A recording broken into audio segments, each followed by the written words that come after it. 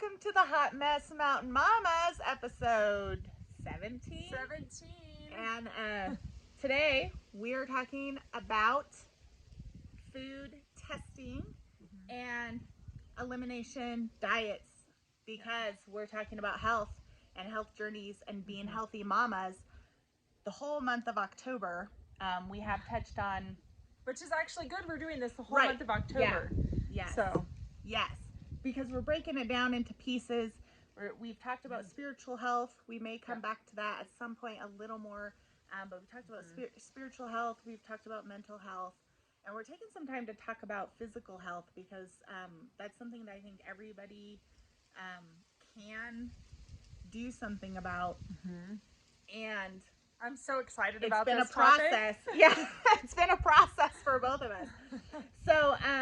So not to say that it's more important than any of the other ones, but we have a lot to say about it. Yeah. So it really resonates with us. Yes. A lot. Yes. So. And where we are right now as moms, and where we have been and where we've come, like where we're going. Yep. But eating and food struggles is a big part of the physical health element. For us, it has been anyway, and I think for most people, what we fuel our bodies with, what we put in our bodies, is pretty important, even if we don't want to admit it. Yeah, I feel like it's all connected. Yes. Because it's like, that's going to affect your mental health. It's going to affect your spiritual health. It's all obviously going to affect your physical, like, can you even exercise health if you're not fueling your body with the right things. Right. So. And my mental health is definitely affected by where I'm at spiritually and what I'm doing physically. Yep. How I'm eating and how I'm spending my time. Hello. Kid at the gate. Come on in. Come on in, kid at the gate. It's always exciting at our homes. Always stuff happening. Seriously. We're not expecting that one. No. Hey, buddy. Neighborhood kids in and out. So both of us have gone about this a different way. Becca has done the elimination diet. I did try the elimination diet. It was good, but it didn't give me the whole picture. And so I ended up doing some food testing. So we're going to talk about both those things. Yeah. So why don't we start with elimination? Yeah. Because that's where a lot of people start. And, and it's free to start that. And you can easily start that. And I do feel like if you eliminate just a few things and you quickly figure out, like, okay, that was it. Yeah. Like for me, I very quickly figured out after at least a month. Actually, I think I started feeling it even after a week. I got rid of the flour, all flours, actually, all sugars. So that included almond flour, like coconut flour. Yeah, any kind of flour. I got rid of all the flours. I got rid of all the sugars except for like honey, maple syrup, like the natural sugars. Yeah. Did you do stevia at that point also? Yes. Stevia. Yeah, I actually love stevia. Yeah. I do not. I love it. It's really funny. It's like my favorite. Oh, yeah. So I got rid of those things, and it was probably within the week that I had better mental clarity. Like that was probably the one thing I noticed immediately is my energy level went up, and I was thinking clearer, which when you're a mom and you're a wife and you're working, to have that extra mental clarity and energy, it was like, why did I not do this sooner? Because if you're like us, you probably struggled with it and thought about it for maybe even years. Like, should I do this? Should I not? Yeah. I don't know. 4 years for me to finally decide to be like, I'm just going to take the bull by the horns. Exactly. So for me, it was within the week, and then a month in, because it's like your body's chemistry starts to change once you start to eliminate those things. Like you're going to have cravings. Like when you eliminate stuff, you obviously are going to have cravings. Like in fact, my poor family, I made my whole family do this because I was like, I can't have anything in this house that has processed sugar or flour in it of any kind, or I will eat it. It will go in the mouth. Yeah. And it will be done. We will be done. I'll eat the whole plate of cookies that somebody brought for my children. Yeah, because you're so crazy. Well, and it's always a good idea when you get on a crazy train to invite everyone else to be on the train with you.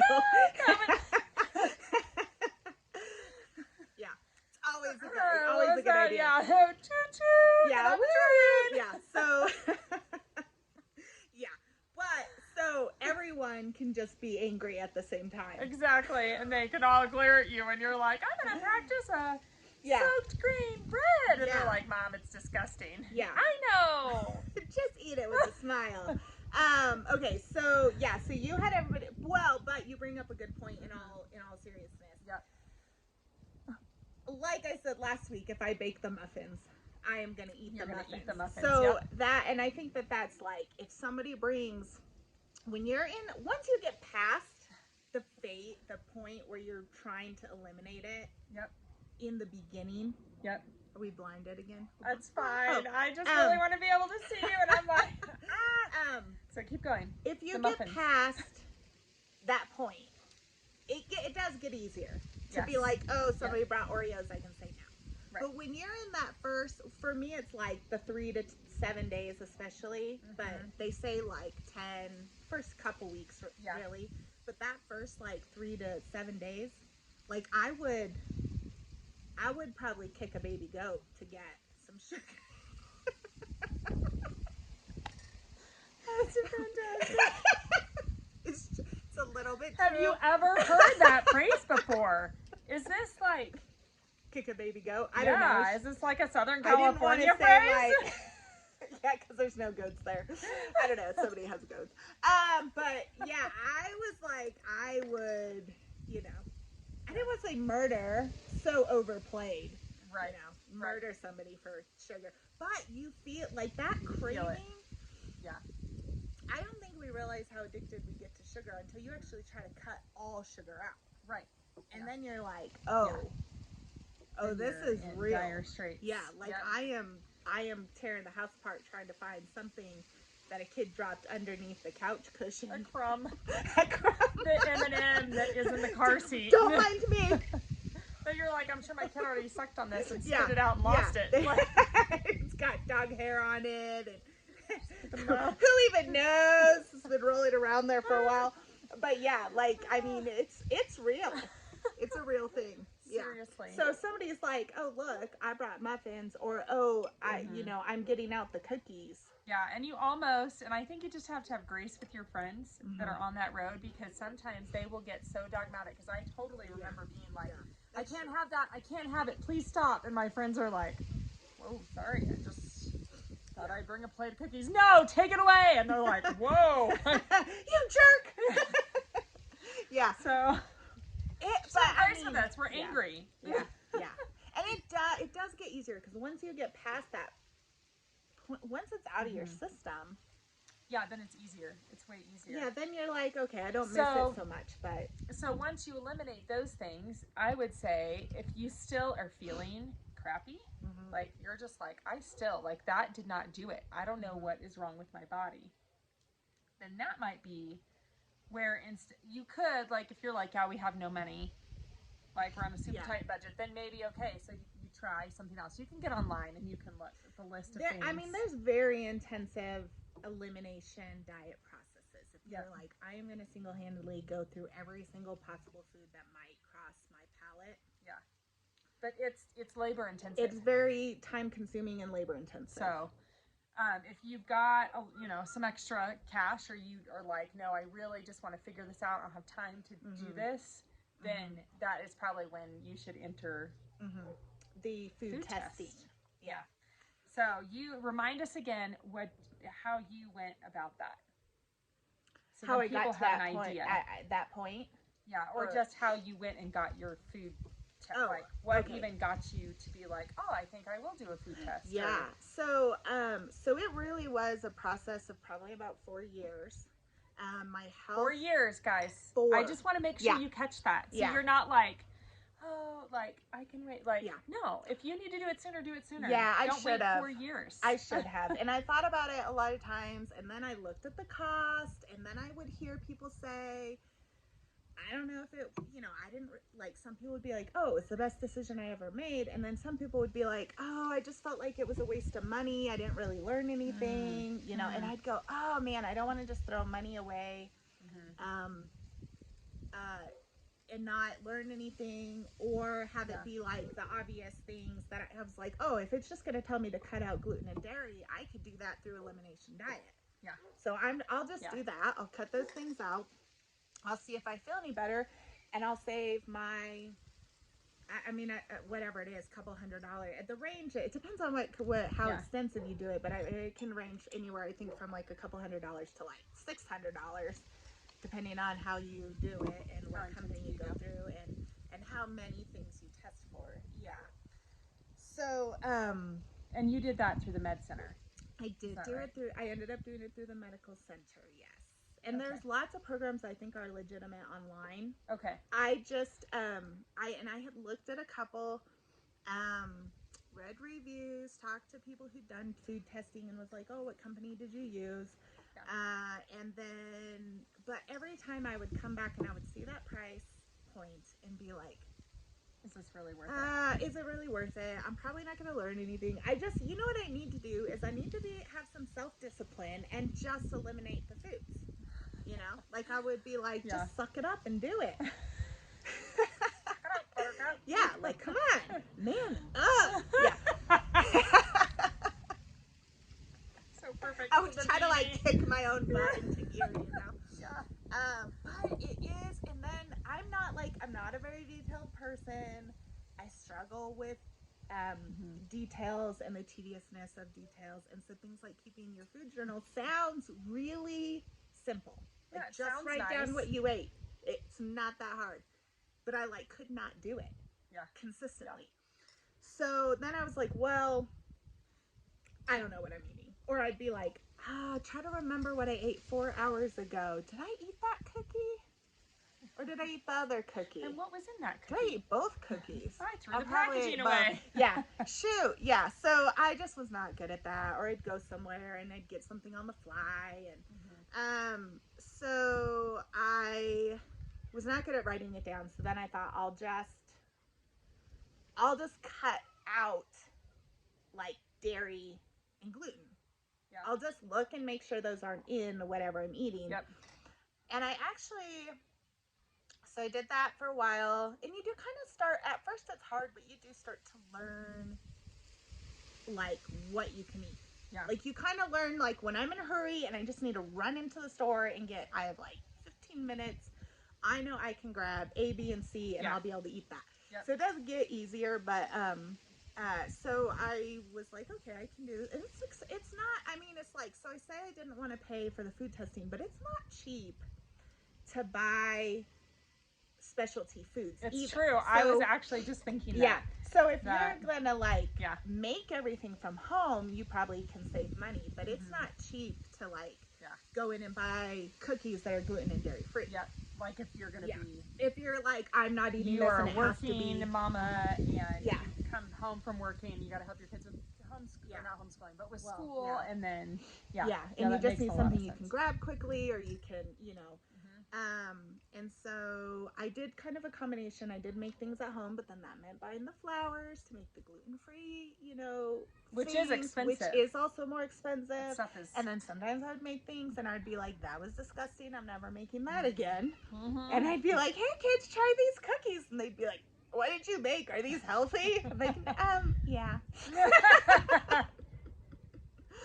I'm pretty sure I ruined Charlie on macaroni and cheese because I did gluten-free, dairy-free macaroni and cheese for a while, and he was like, macaroni and cheese is disgusting. I'm like, no, it's just the macaroni and cheese I made. That's disgusting. Not you. Yeah, so I mean, there's cost involved there, and really, I think so. It kind of depends on how you want to go about it, But there is, it's not like it's free in the sense that you're not paying an upfront cost, but there are costs if you're going to buy the things. Right, and your time and energy. And your time and energy, yeah. So it's deciding. So I cut those out, and ultimately, I thought I feel better. Yeah. I do feel better. But I still don't feel great. And I feel a little better, but maybe it's something else I need to cut out. And then it's like, you kind of are like, well, is it eggs? Is it sugar? Is it, so like is it nuts? Like you kind of start, and that's where I think the elimination diet for me got really tricky. Is I'm like, okay, cut out the obvious things, the gluten and the dairy. Yeah. And then I made the mistake of cutting them both out at the same time. So then I was like, well, do they both help, or is it just one? Shoot. Yep. Which one do I add back in to see if it's that one? Like, I was like, oh, great. So then I just was like, you know what, this is stupid. I'm just going to eat whatever I want. Yeah. And so I went back to that. But we had, and you kind of touched on, so, okay, so you said for you, symptoms, one thing was the mental clarity, fatigue, or lack of mental clarity, fatigue. And I definitely had those things, but I also had some pretty significant physical issues that were going on. Yeah. That was making me want to get healthier. That was prompting me to look at food. Yeah. I was having really severe body pains, aches and pains. So like inflammation. Inflammation. Yeah, I didn't necessarily know it was that, but yeah, like my body hurt a lot. Hurting. Yeah. I have not a great circulatory system as it is. It's been something that has been a problem for me since my 20s. Yeah. But everything was like getting worse. I would have really intense dizzy spells, and then also pre-syncope or brownouts, which is where you're like almost pass out but you don't quite. So everything I would like start to lose like my vision and everything. My brain would get really fuzzy. Everyone's voices would start to like get this hollow echoey sound, and I'm like, oh, okay, whoa. You know, and so I was having spells of that. It's time. Yeah. Yeah. It's time to get a food test. And I was really fatigued. Like, so where we live, it's an hour to the grocery store. And I could not make that drive. I was falling asleep. And this is on mountain roads where you should not, like, I'm going to go around a corner and either cross into the other lane and hit someone. Yep. Or hit the bank. Or I'm going to drive off a cliff and die. Yeah. Which is really helpful for my family if I do that. So it was like, that was totally me too. That was actually one of the things I noticed as well, was I could drive to Gunnison. Like after I changed my diet, I could drive to Gunnison and not fall asleep. Yeah. Whereas it didn't matter what time of day I went. I would just want to sleep. I was filling up on so much caffeine just to make that drive, because I was like, I gotta stay awake. And then I also was taking a lot of painkillers. Because I couldn't sleep at night. I was in so much pain. Oh, that's so. And I would sometimes just cry. Like I would get frustrated and get to the point where I just start crying, because I'm like, I don't understand why my body hurts so badly. Right. Like, and I did tons of testing. Like I went in, I did testing because I'm like, I'm super fatigued. Like and my body hurts, and I'm like getting these these like dizzy spells. So they did like heart monitor, and we found with the heart monitor that my heart rate was jumping all around, but it wasn't arrhythmia. Right. Like I would be sitting in there, just sitting in the office, and it would jump to like 120, and then it'd like come down. And I'd be walking around, and it'd go to like 125, just walking around. They'd be like, "What were you doing?" And I'm like, making breakfast. Like I don't know. I got out of bed. And so there was just like these crazy symptoms, but when they would actually do blood tests, I had an MRI, like everything came back like, you are totally healthy. There's nothing wrong with you. And I'm like, they think I'm a hypochondriac. When really it's your gut. Yeah. It's the craziest thing that all of those symptoms cleared up when I cut out the foods that my body was responding poor to. Yeah. Okay. So what foods have you cut out? So dairy.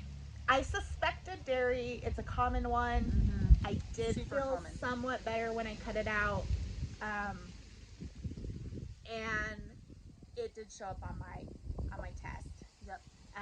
Dairy. So that was not a surprise. Yep. I was like, that was one of the reasons I actually put off testing, because I'm like, I think maybe I don't want to do dairy, but I don't want to like know, because I love cheese. Yeah. Like cheese I love cheese the too. Best. I'm glad I'm not allergic to dairy. Yeah, and I'm super like, I would get the really fancy expensive cheese and just be like, this is heaven. Yes. heaven on earth. That's how I feel about coffee now. You better not betray me. So, coffee. Some people are like. By the way, whatever she made this time around, I took a sip, and you should have recorded me because I was like, "What is this?" It's amazing. I said, "It's love. It's love." I made it with love. Yeah, no, I like this coffee. Yeah, I'm talking a lot, but it's, so I ended up, what came up on my test that surprised me was bovine products. Yes. Yep. Beef. Yep. Bison. Isn't that crazy? Yeah. My husband was like, who's allergic to beef? Which apparently, I'm like, well, apparently I am. So a lot of the things that I really did think were healthy alternatives to were things that could cause me irritation, like almonds, pork. Like I would think, oh, like, so if you think about like eating keto or something and you're eating really high fats, then meats, a lot of people vegetables. Are eating a lot of meats, a lot of cheeses, a lot. And so when I was trying to lose weight, I was like, oh, I'm going to increase my fats. I'll increase my protein. I'll like reduce my sugar and carbs. Well, then I was eating more of those things and I wasn't feeling good. Yeah. You know, and so it was like, I don't know what the deal is. And even when I cut out dairy, I still was eating beef. I mean, I eat chicken and other things too, but beef was in, like I would have to make hamburgers or do something. And so what was happening is I was feeling a little better because I was hitting part of the picture. Right. But I wasn't getting the whole picture. Right. So the reason that for me the testing ended up being really crucial is I never once thought to cut out pork and beef. Yeah, I can't eat pork, just period. Yeah, that's but right. But I haven't been able to eat pork for years. Yeah. Because I literally, my body reacts like anaphylactic reaction. Yeah, which when that happens right away, you kind of are like, oh, it's that. Yeah. It's easier to pinpoint. Yeah. After a while, you're like, I should not eat that anymore. Yeah, I think it's that. So if you do know that there are certain things, like for me, pork has been just a childhood, I developed it. So if there are certain things that you're like, I know I shouldn't eat this, by the way, it will get worse the longer you let it go, which is why it's a good idea to just go ahead and eliminate it and just be done with it. But you can start with elimination diet, but then if you're like, okay, I can't figure this out, then it's probably worth it to go ahead and invest in that food testing so that you know for sure this is what I need to be avoiding. So that is, and we could probably keep talking about this. We could, because it's forever. Yeah. I was like, I already talked to you. I was like, blah, blah, blah, blah, blah. But hopefully you guys got something from that in terms of like either resonating with what Jackie was saying or resonating with what I was saying. If you have like weird off the wall like allergies that you're like, I have no idea that this was it. Also, Jackie likes to post her recipes or likes to post pictures of the things that she likes. Yeah. That she's like, oh, this recipe was awesome. So if you are like her and you discover, oh, I'm allergic to beef and dairy and those are the things I shouldn't have, or I'm still avoiding gluten, then check out her Facebook page, because she definitely, that's what I love too, is she'll post things. I'm like, oh, that does look good. And I know I can eat it because I'm only avoiding flour and sugar. Yeah. So if I'm posting it, she can probably eat it. Yeah. Exactly. So it's and I do think that it's worthwhile to do what's necessary to figure out what's going on. Yep. And eating, it shocked me what a difference eating the right way for my body. Yes.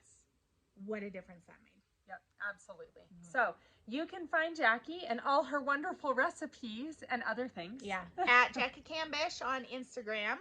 Yep. And then I'm at Becca Maria EOs on basically all the platforms. Yeah. So. All right. Thanks for joining us.